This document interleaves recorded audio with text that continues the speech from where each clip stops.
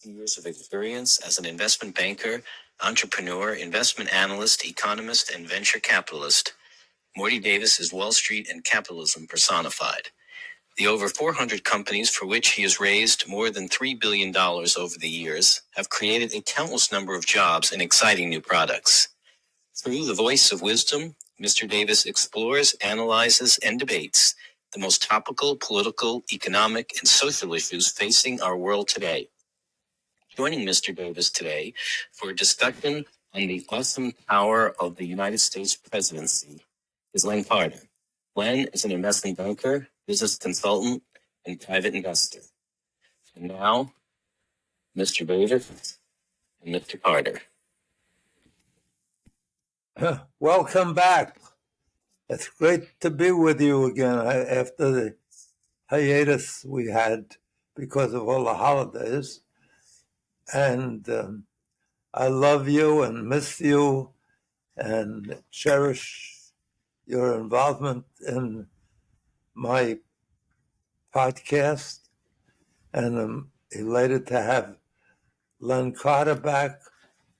Those of you who are regular listeners know that he's one of my most prevalent invited guests.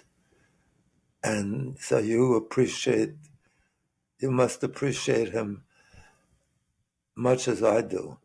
So I'm delighted to have you back. Thank you. Thank you for being available. He's brilliant, as I repeated over and over again. He graduated at the top of his class wherever he went, and he went to the best schools, and he majored in electrical engineering, and then at the Harvard Business School and advanced business theory and practice. It's just really very special. And even though he disagrees with me, often I want to punch him in the mouth. I respect his opinion. He makes me smarter, just as you all who call in or write in who criticize me or otherwise, even those who agree with me, make me smarter. The way you phrase why you disagree or why you agree and the basis, you just don't say I agree or I disagree. So I'm delighted to have Len back, and we should have an exciting program, even though, as I point out every week, this podcast, like many others, reports on the weekly happenings, on the weekly major events, particularly related to the economic situation,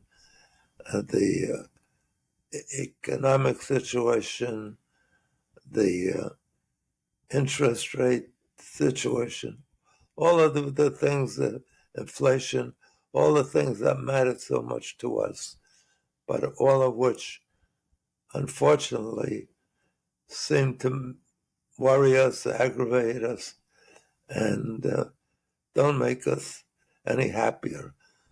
So the first thing I want to do is, before we get into all these things, issues that make us unhappy, I just want to urge you again, based on the book I wrote and the knowledge I'm trying to convey every day to my children, grandchildren.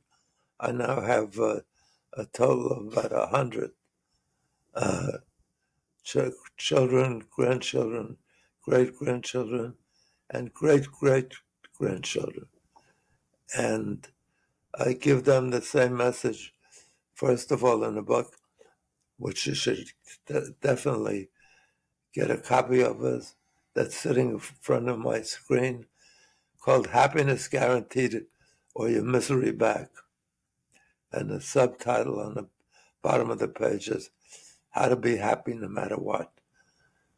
And so before I start the program, I'd like to at least give you one or two suggestions how to increase your happiness or guarantee your happiness or take actions that you control that will make your life and all of those around you happy.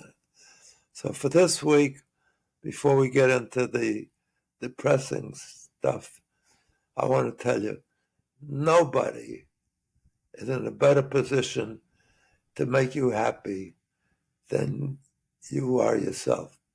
Others are in a good position to make you miserable, but nobody is in a better position to make you miserable than you yourself, because it depends on what you let your mind focus on.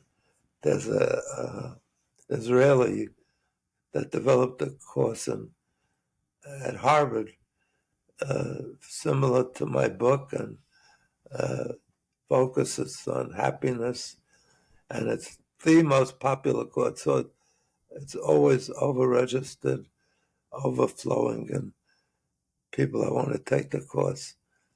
So it seems to be something that everybody wants to learn, but few of us take or make the effort to implement what it takes. And the first thing and most important thing is understand you're in charge. So if you decide to be happy, nobody can take that away from you. And it's based on that thought and that commitment that you can make your life a lot happier. So the first thing is make up your mind you're going to be happy. And the best way to do that is not to focus on the negatives, but to focus and think only about the positives, not the disasters in your life, not the things that have gone wrong, not the things that are currently going wrong, and none of the past traumas or aggravations that you suffered through, but only of the promises of the future. Be optimistic. That'll make you happy. So please, I love you. I want you to be happy, and to encourage you to enhance the possibility of you being happier with the knowledge of that my book, Happiness Guarantees All Your Misery Back, will help increase your happiness and ensure your happiness for the rest of your days if you implement the actions that the book teaches you and that I tell you at the beginning of every program, which I try to convey to you at the beginning of every program. And to further encourage you to get the book, because everybody who's ever gotten it so far, whether they got it as a gift, whether they purchased it, whether they found out about it through somebody benefited from it, and they became involved either by borrowing the book or buying the book or going to the library. So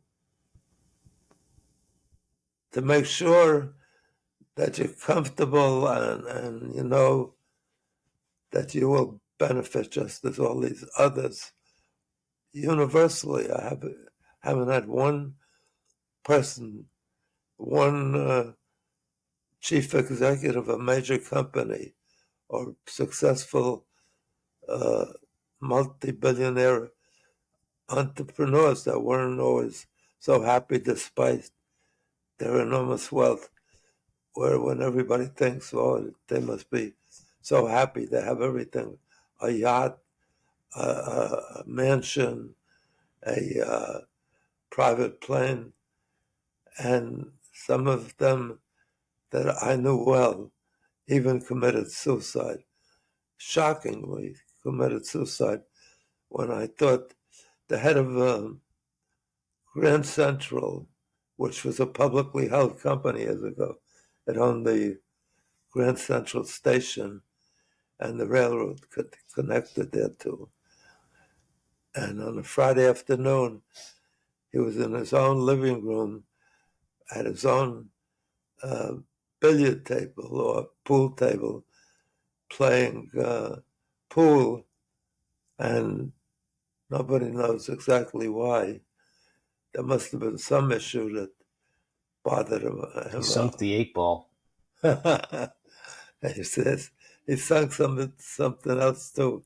He sunk a bullet in his brain, and people couldn't figure out why. He had a pool table. He had a private plane, other planes that the company had made available to him. There was nothing under the sun that we think, if we had it, wouldn't make us happy. But notwithstanding that, it was very shocking. Actually, I think he lived in the Pan Am building, which was owned, which was the home of Grand Central Station. And so finally, if you buy this book and you're not happy, as all the others are, with that purchase, thrilled indeed with that purchase, and you conveyed that fact to me, and you say you don't enjoy it, you don't think it's worth many, many times what it sells for, I will not only return your purchase price, but if you send me your purchase slip, what you paid for it, I will not only return your money, I will give you double what you pay, return double what you paid for it. So you're way ahead of the game right off the bat, and you can even keep the book. So please go out and do it. Not for me. Every penny I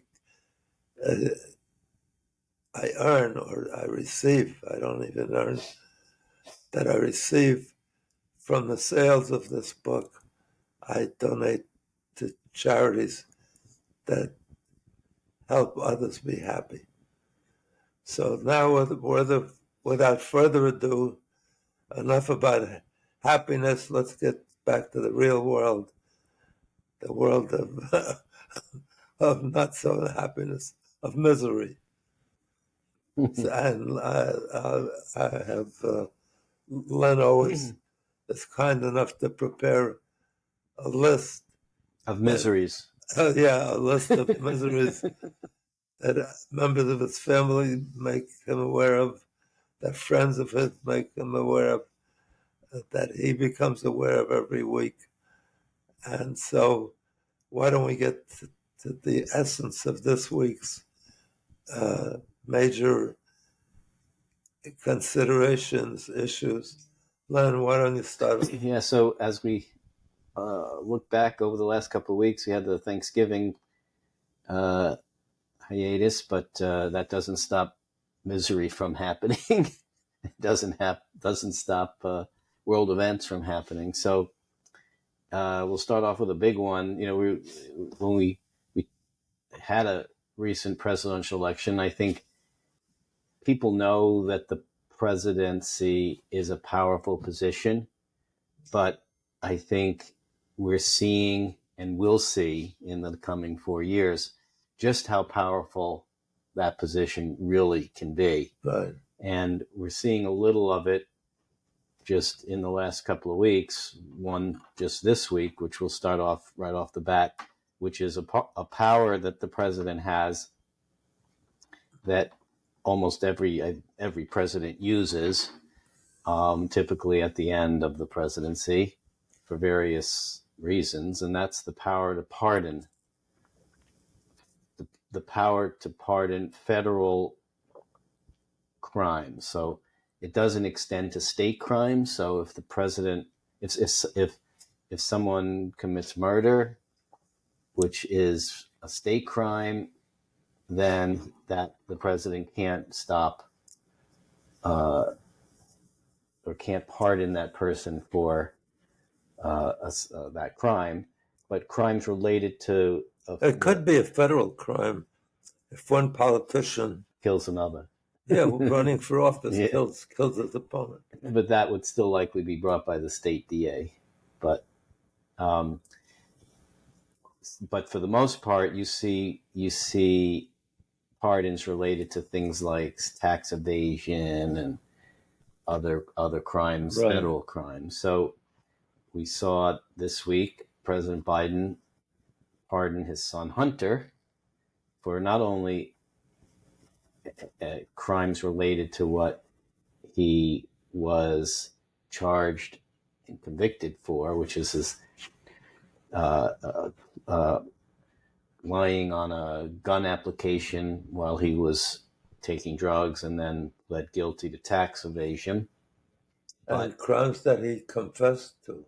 The tax evasion, he confessed. Yeah. But this pardon is particularly broad because it relates to anything he did or may have done, related or indirectly related, from like 2014 through 2024, which is a big span. Up until the day that the pardon was signed, President Biden had been saying, I'm not going to pardon my son, that I have trust, faith in the judicial system, in the DOJ. Especially when he was running for office against Trump. He said, I will never pardon Hunter. The law got to be equal to every citizen equally.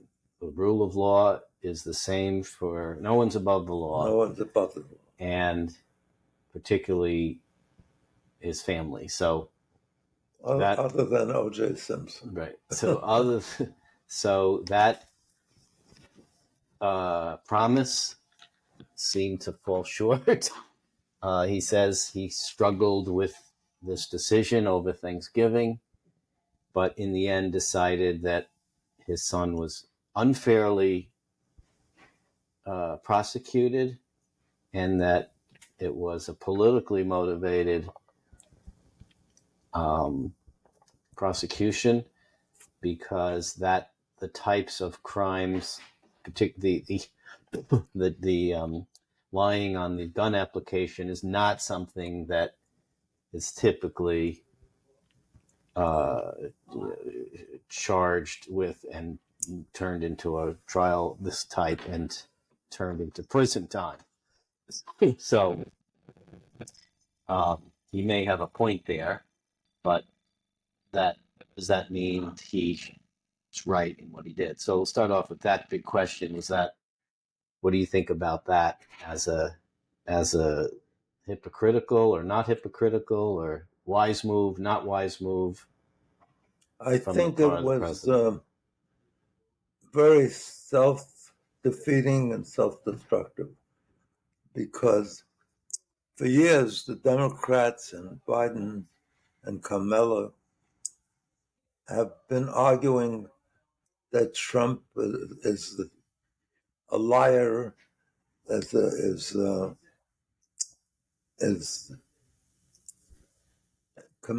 has committed all kind of crimes, which he denies, even though he was indicted by grand juries, I think 34 different times, 94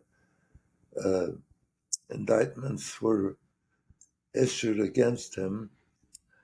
He gave the same argument. Exactly, he lied.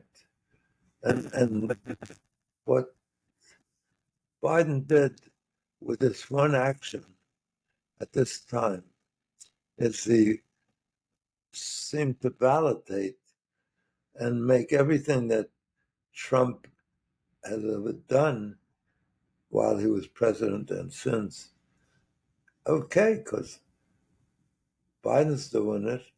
The Justice Department has gone along with Biden, even though they were ready to send Hunter to prison. And even more so, Biden never confessed. Biden said they're just coming after me. They're really not even coming after me, they're coming after you. I represent you, so they're punishing me. And Biden seems to have shown that all the things that we hold, or those of us that hold that Trump is a manipulative liar. I mean, they have it on tape 100 times that Biden said he's never going to. Yeah, well, yeah, no, he's not even denying that. I mean, the fact that He's not even saying it in a way that would be more compassionate than saying, he's my son, I'm the president. As a father, you would do the same thing. It's not like anything that Trump has done where he protected all those that committed crime on his behalf. Well, the power of the pardon has been used for family. They talk about Bill Clinton pardoned his half brother, I think, and Trump pardoned his son-in-law's father, Kushner, who now wants to be ambassador to France. So it has been used, but it is particularly rich that the exact argument that Trump made, that this is politically motivated, that the DOJ is not an even-handed agency, that it's politically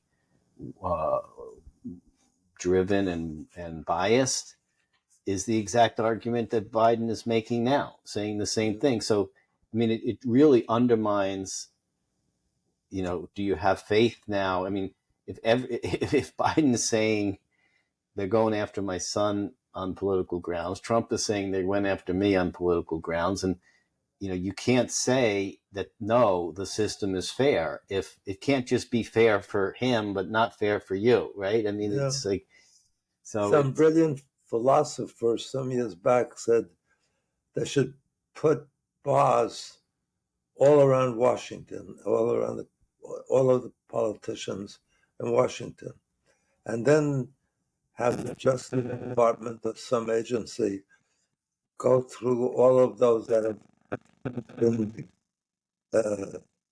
contained,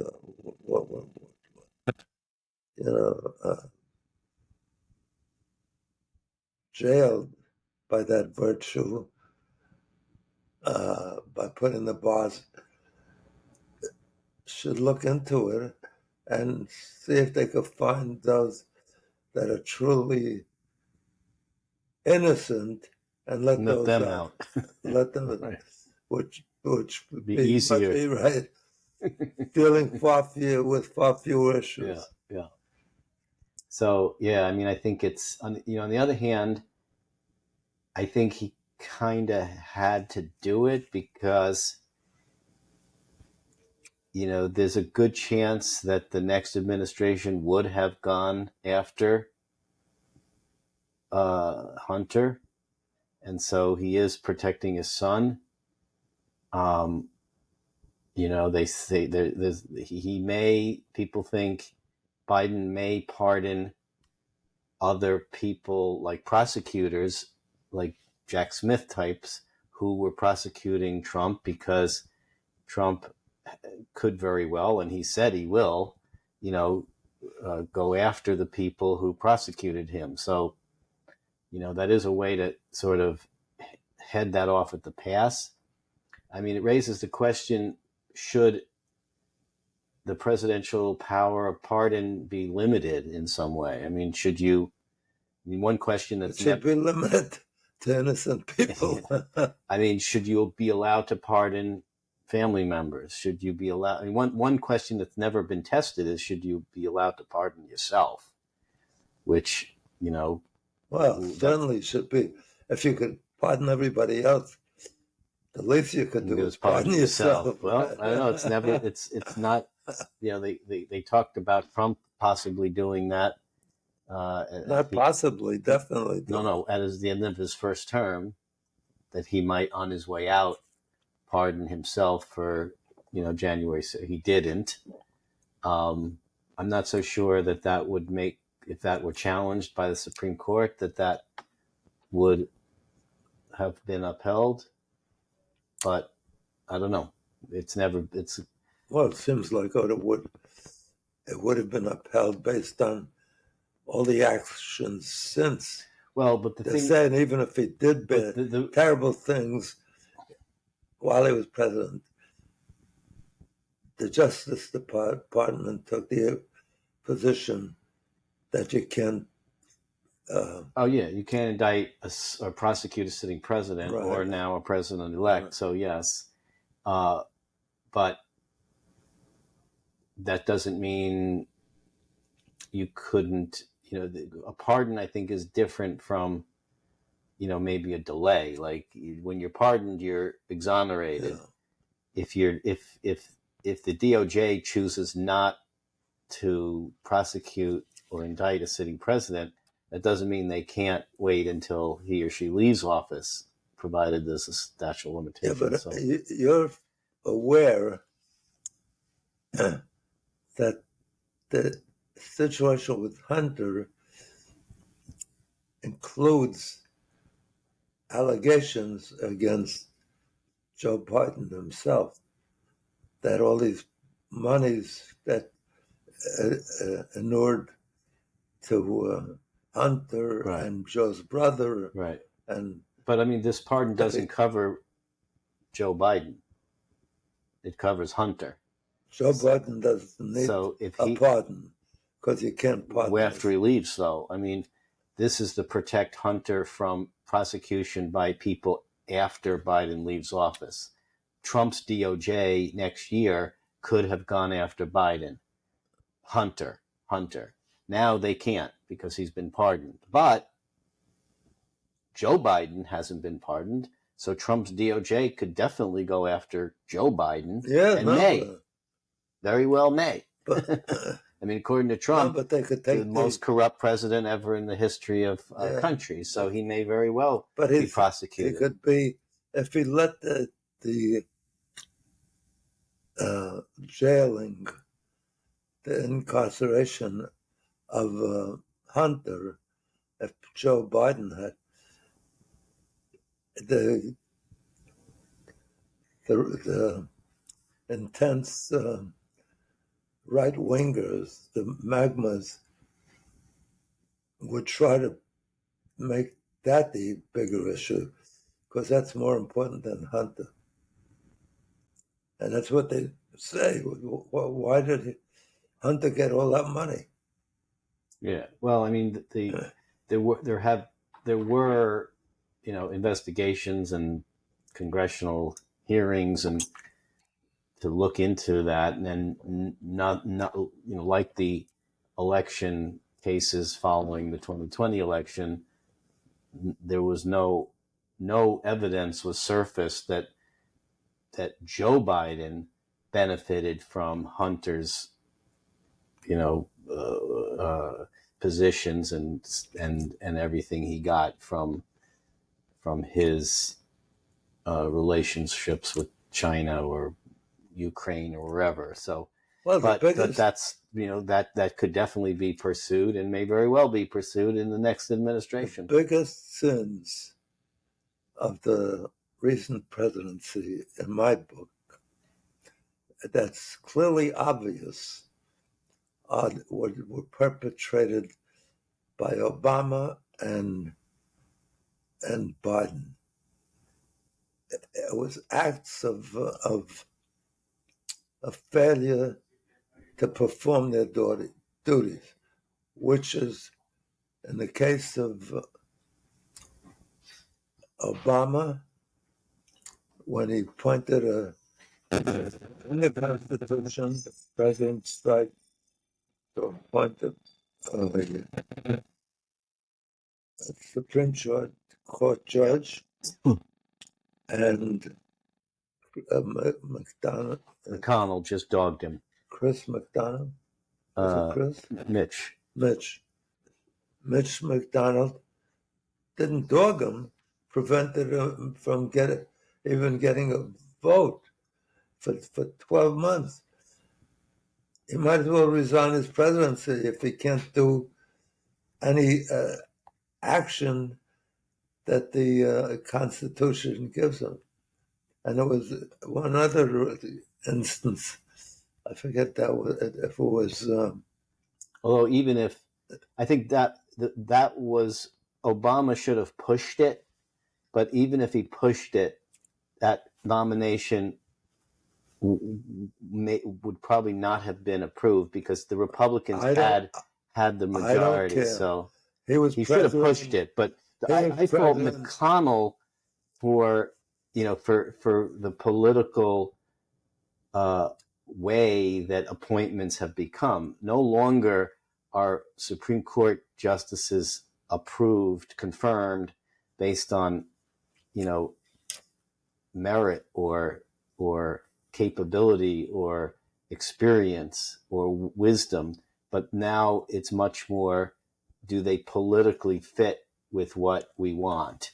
Ruth Bader Ginsburg was approved when Clinton nominated her by an overwhelming majority of bipartisans. Why? Because she was a qualified judge. I don't say if he made a riot and he took it to the court, but as our appointed president, no, I definitely agree. That was outrageous because there's two guys on that Supreme Court, two of the worst guys, are there because of one, Obama, for refusing to make an issue. He should have made an issue. I mean, nobody could say he's wrong. And they made him not only a lame duck president, but a totally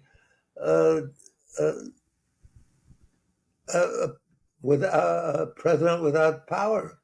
Because if you can't something that's articulated, particularly even by the strictest originalists, like what was his name?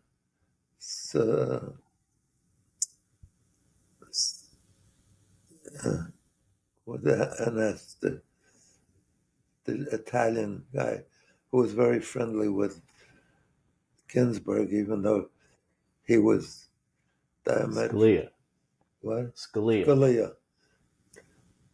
So, well, let me ask you this: how would the outcome have been different? You think if Obama pushed, and yelled and screamed?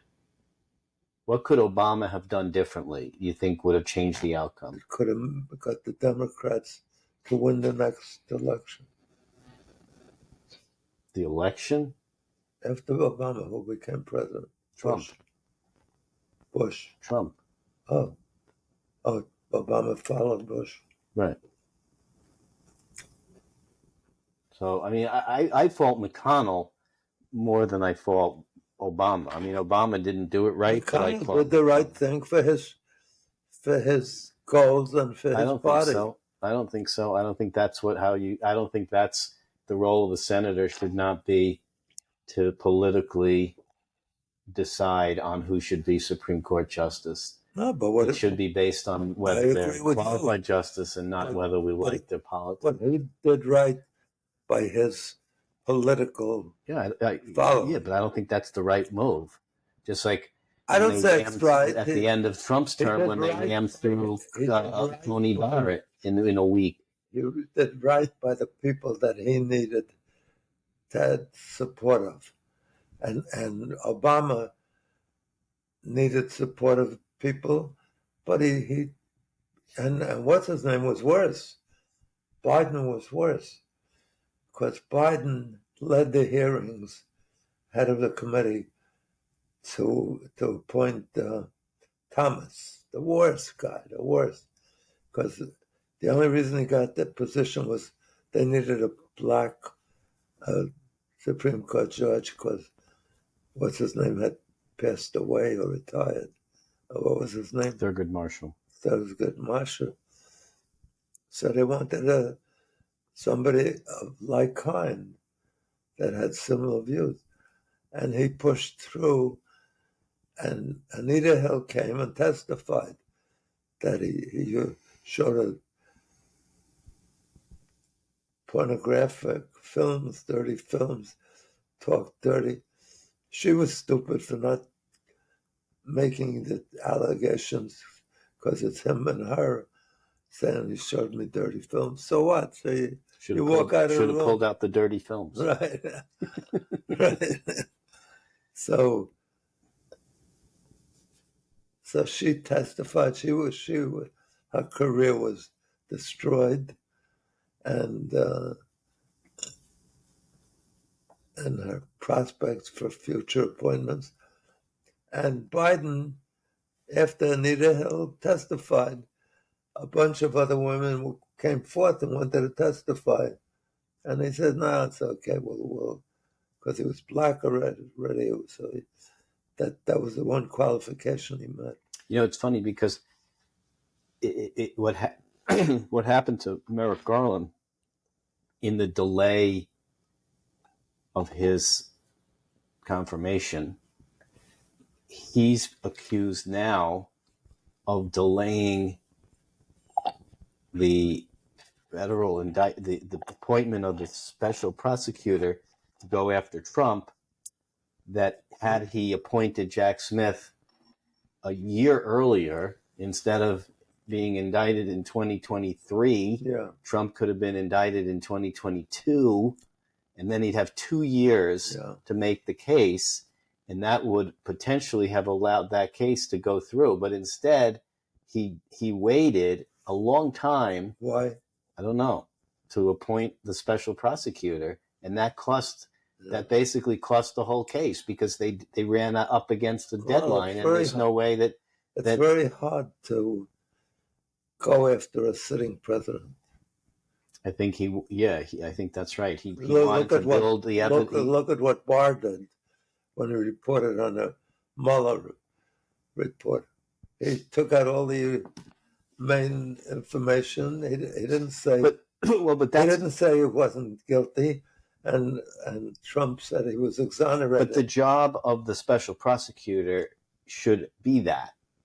And so if Merrick Garland had appointed, he waited a long time before he appointed supposedly the independent special prosecutor, I right? agree with that.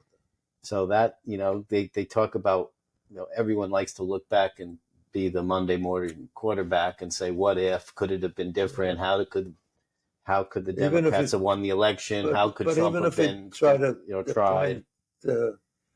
Smith earlier, there's no assurance. Correct. But the Republicans couldn't have stopped him. Correct. But he just would have had, it would have gone to trial likely. Yeah. Who knows the outcome of that trial, but they say it would have at least gotten to trial, even with the Supreme Court. We don't even know that. No, if they had another year. Supreme Court could have. No, even with the immunity ruling.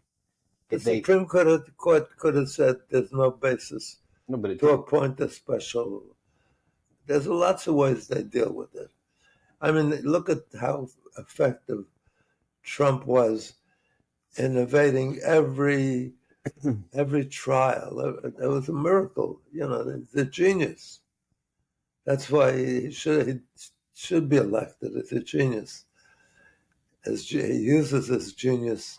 Okay, so let's talk about the next thing that he thinks. No, but let me finish the other thing that Biden did. That I think it was Biden or Obama. One of them said if Syria uses that was Obama uses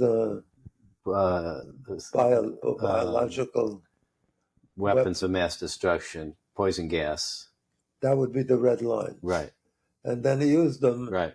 And it wasn't. And there's no red line. So, that's not leadership, sitting there while you're president and letting the guy who's the head of the Senate prevent the vote from it. You make a giant deal out of it. That the nation could understand. I'm the president. I was elected for 4 years. I still have a year to go. It's unheard of. And then to add what do you say, insult to injury or something. Yep.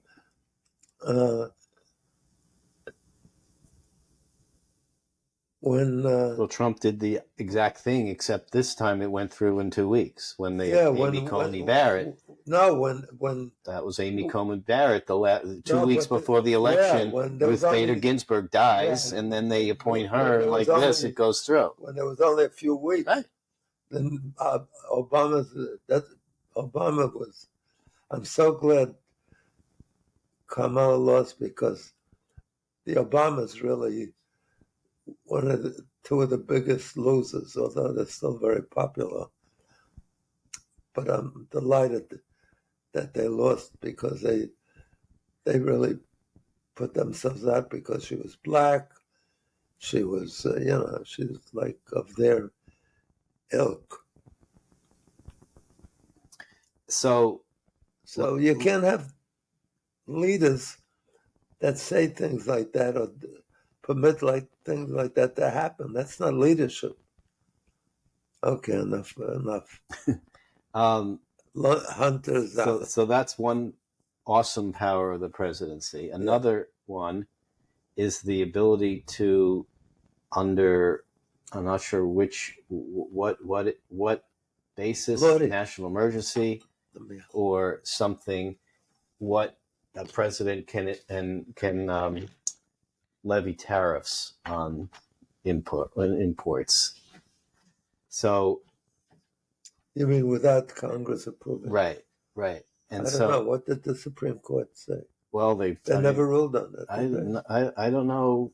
I don't know if it never became an issue, because they introduced it. But they were able to do it, right? So for the time being, it seems to be doable, because no one seems to be saying the proposed tariffs by Trump are not going to work. Everyone says if he wants to do it, he seems to be able to do it under who knows what, protecting national interests or whatever power he has, which again shows you the awesome power of the presidency. So I don't know what power. They said, well, he's just using it as a negotiator. So that's a question. So the question is, what is he negotiating? Well, so here's what he says. You tell Mexico and Canada that we will impose steep tariffs on everything you send into our country unless you help with stop the immigration and drug trafficking. So if you don't, then you will suffer a severe economic penalty. So that's like cutting off your nose to spite your face. But could that work? Right after he did it, we hear that Mexico says they'll help, and Canada says they'll help, but then you hear that the conversation that Trump had with Mexico, they have two different versions of the conversation. So I don't know. I'm not sure exactly the reality of that. But do you think that there is a role for tariffs as a negotiating tool, because a lot of people who support Donald Trump and believe that those policy tariffs are good will cite that to say, look, it's being used as a weapon to get a good thing, to strong arm the countries who need strong arming into helping us with this border problem. Too destructive. Another way to do that is to invade Canada and Mexico and stop them from allowing it. So that there are actions, but you don't do things that I can't believe that economists and bright people could think that tariffs are anything but most economists don't. Destructive. Most economists don't. Nobody has enough economists that are backing him. Well, but it not only causes inflation, vast inflation, it it causes a major depression because all the American companies are selling. Right. Once you have a retaliation. Yeah, nobody's not only retaliation, they can't afford it because it's going to cost them 25 or 30% more. That's the end of it. It's the exact opposite of capitalism, of what Adam Smith, the case. I mean, Trump says this. He says with China was planning, and again, I'm not 100% claiming to know the exact details and facts on this, but what I hear was that China was planning to build a city of automobile production manufacturing in Mexico. And it would be a huge,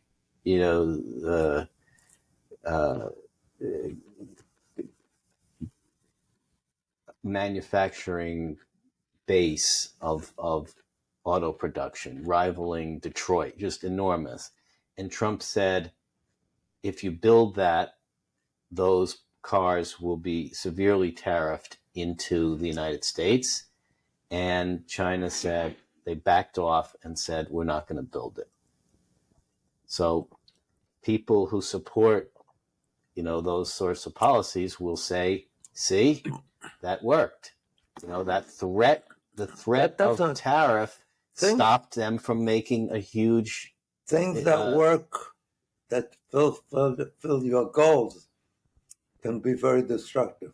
Because that means, listen, at the end of the Second World War, Germany and Japan, especially Japan, became a major supplier of automobiles to the U.S. I was wondering, why are we letting them advertise that competitive product in the United States? They were spending enormous amount of advertising Toyotas and I forget all the different names. Enormous. But when you think about it, the whole idea of capitalism is it gets everybody more buying power with their currency. And in the meantime, why do you want to make all the cockamamie things like toys and gimmicks and this with at a low cost, then require very low labor, right. and so as to get jobs back to the jobs that you're getting back are not, and we have, as I say in the book that we started to do, we have so many jobs available. The good jobs, important jobs that enhance the wealth of America. We could do infrastructure, bridges and tunnels and sewers and schools for the next 200 years and keep everybody busy. Well, I mean, the argument that free trade economists would make is that who? Free trade economists would make is that allowing China to produce inexpensive automobiles and import them to the U.S. benefits consumers, because not only are you getting a lower priced item, which is good, but you're keeping the U.S. auto manufacturers on their toes to compete, with all of the items being, if General Motors wants to sell cars in the U.S., they have to step up their game. They have to increase quality. They have to produce a good product and not just be protected by high tariffs, because no one wins when that happens. I agree with you. Because so why would you prevent your people from getting things? The goal should be, even with technology, even if they're stealing it, the rate of progress with everybody inventing new technology, even if the Chinese steal some of ours. Well, I think, you don't want to create a disincentive. It costs so much to develop, invent technology that I think you do want to have protection. No, so otherwise you're not going to do it. It's like if patents had no teeth. But that's why no we one's should love gonna do it. everybody to get new developments and make them available. Right. Well, but they should be. But if you invent something, other people shouldn't be able to steal it with impunity, because that's just doesn't, you lose the incentive to invent something if you know that it's going to be stolen with impunity. So why does it need to be stolen? When we have new technologies, right? But if a U.S. company invests some technology and it's stolen by a Chinese company, but it doesn't have to be. You can exploit the invention. The United States developed the internet, right? Yeah, but I think you're saying we should allow them to steal the technology. We should let them. We should sell them. I don't agree, because I say sell. Everybody should sell it. If I invent something, why should I have to share it? You don't have to share with the Chinese or let them steal it. What am I doing? You're selling it. I don't want to sell it. What do you mean? What do you want to do? I want to make product here. What do you care where it's made? You're the inventor. What do you care where it's made? No. If I can get compensated for it, of course. But the Chinese get compensated. But they'll if they won't compensate me and just steal it, that has to be stopped. But you can't force them to to enter into a deal. You're getting the benefit of providing them compensation for that invention. But they have to agree to pay it. They don't have to agree to pay it. They have to agree to sell you the product. And that's what we give a shit about. No, if I invent a new product. We created the internet. We could have kept it from the Chinese. We could have kept it.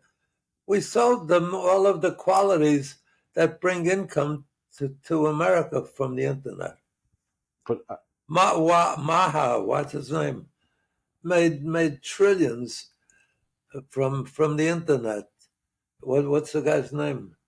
Robin Hood or something? The guy who has the biggest internet outlet in China. Bama. Baudu or something, yeah. But we make it available that you get paid. You don't give it away. And you don't need them to steal it. But if a private company invents I don't forget about a private company. I invented it.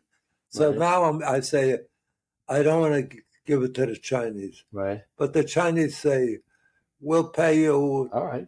Then maybe. That's what. But what happens if they say we're not going to pay you? They just say we're going to copy it and steal it. No, but capitalism incentivizes them to sell it. It doesn't. It incentivizes them to copy it and not compensate you for it, because it's cheaper for them to do that. What do you mean? We could have. So how did they wind up with that? They didn't have to steal the internet. But I'm not talking about. I'm saying because other you're products. Denying capitalism. Capitalism is incentivizing people to develop things that others will pay more for it. If the Americans pay more, you sell it to them. If the British will pay more, you sell it to them. You're not deprived. You want to get the most for your invention. Right, but if they pay me nothing for it, then that has to stop. If they steal my plans for a product, then other people outcompete them. You don't share. No, because you don't share. But that just creates a disincentive for anyone to invent another product. Because if I invent a new drug or a new chemical or a new computer chip or something, which would otherwise be protected and patented in the US and protected from competition, to reward me for investing all the time and money to come up with that invention, then I'm going to do it because I know I'm going to be rewarded for the invention. But if I know my invention's just going to be stolen by someone else and not paid for it. Tell me what product falls in that category. I don't know. We've had a guest on here named Brett Kingstone who talks about his fiber optic products being stolen by the Chinese many times. We'll bring him on the next time he's on the show. It's full of shit. We'll talk about it. But yeah, you could always find an instance where a guy is hurt by that. But that's the whole thing about capitalism is free trade is good for everybody. So nobody has to steal. If I invent something, I want the whole world to bid for it. Bid for it, yes. To buy it. Correct, but not to steal it. I don't need them to steal it. I make it available. But what you have to get compensated for your invention. If someone else I'd make it available to them. Right. If you have a way of making or a chemical, an invention that a drug that's a chemical compound that took you years and years to develop and figure out, doesn't mean that someone's going to pay you for it. If someone, no, the Chinese are selling us more of our inventions. But if they didn't steal, pharmaceutical inventions. If there's nothing to stop another company or country from taking the recipe of your invention, then you're not going to do it again. The best way to do it is to sell it at the most competitive price. But they're not going to pay you anything if they can steal it for free. No, that's not true. Sure. If they can steal the recipe without having to pay you for it, that's what they'll do. There's reciprocation. You can't just steal it without some impact. That's the point, is that there needs to be some sort of the best impact is or punishment. The best impact is you don't buy their product. They got to sell it. If a guy invents something and he doesn't sell it to whoever wants to buy it at the best price, he's a schmuck. He's got to put it in the vault. But I'm talking about the recipe for the product. The recipe. And if I have a unique recipe, which took me a lot of time and a lot of money. Every invention is a unique. Right. So that if someone else just steals that, waits for me to... I spend all the time developing the blueprint for this invention. The fastest way... And then you steal it. No, the fastest way... And we both sell it on the market. The fastest way for the guy in China is to pay the highest price. No, it's not. Yes. No, it's not. Yeah. The fastest way is to just take the blueprint and sell it without having to pay for the recipe. We don't steal any of it, and we get them all. All of the top pharmaceuticals are made in China, and the inventions are patented in the U.S. because the United States, as you well know, pays the most. If they steal it, they're not going to make more. They're going to make less.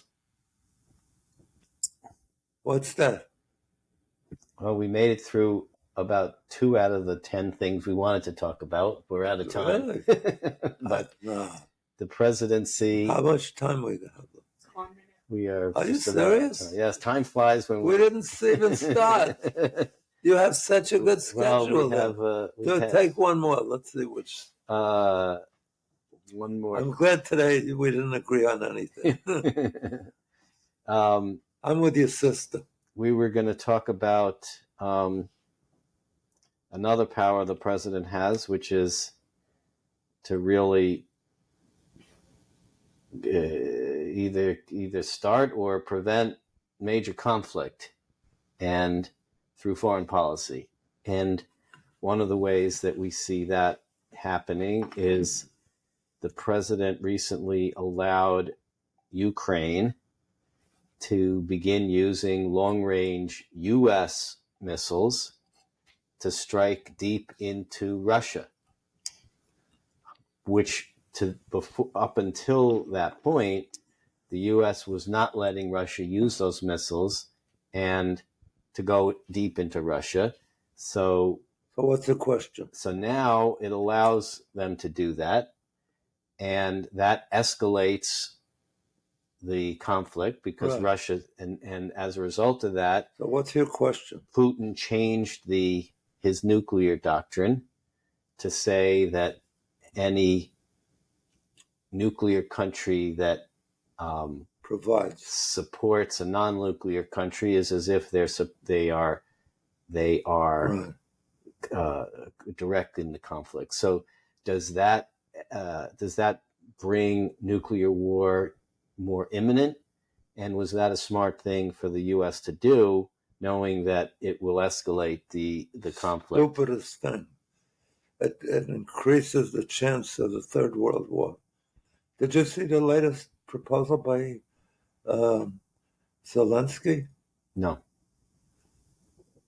Trump could get peace in an hour and a half, even before he got. You know what Zelensky is proposing?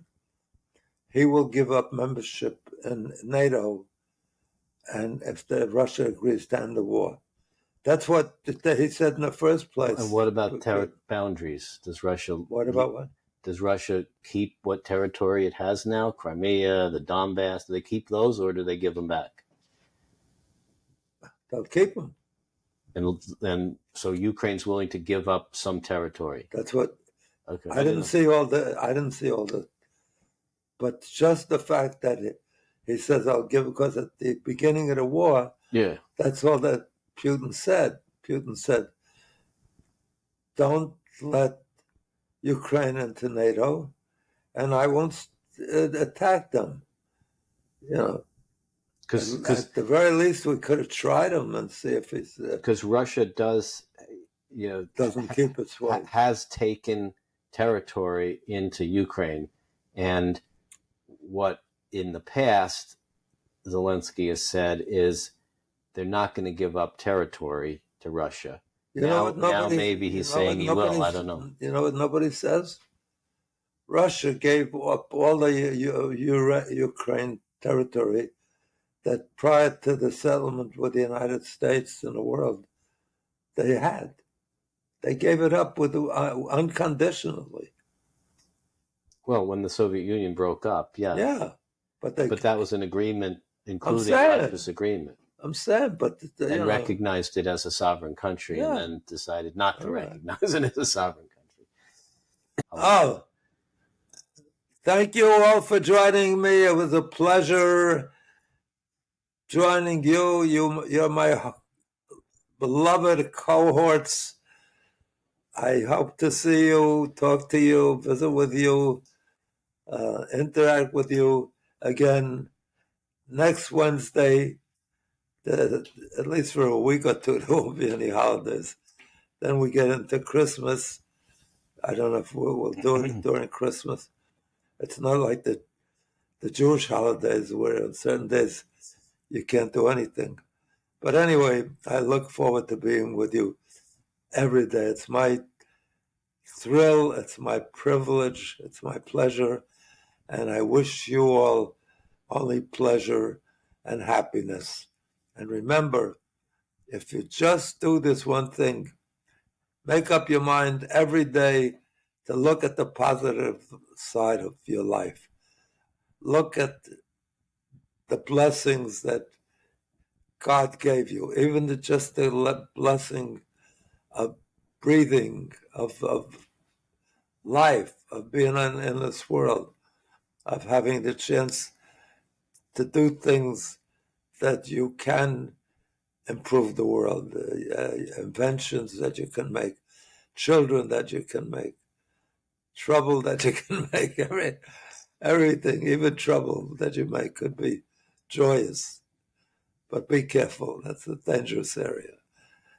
Just stay out of trouble.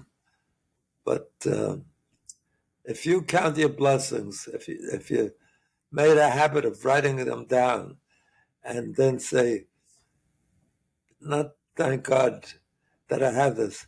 But if you said, what if I didn't have this? What if my eyes didn't work? I got up one morning, or I was born without my eyes working, or my fingers working, or my breathing working. And all my life I had to breathe with heavy burden. Count your blessings. You don't realize how rich you are. Because the richest guy would give you all his money to get rid of his health issues, his aggravation. I remember there was one fellow, a very successful guy, very charming. I liked him a lot. And he was so busy building his business that he didn't have any time to devote to his. He had a beautiful blonde daughter, gorgeous. And she was so resentful of his attending to his business and not giving her time that she wanted to get his attention. In those days, this goes back around 1946 or 47. So count your blessings. You are so lucky, but you're only lucky if you count your blessing, if you appreciate it. If you don't appreciate what you have, you're not blessed. So I want to bless you again. God bless you. I love you. You're my favorite people in the whole world. Bye. Have a great week.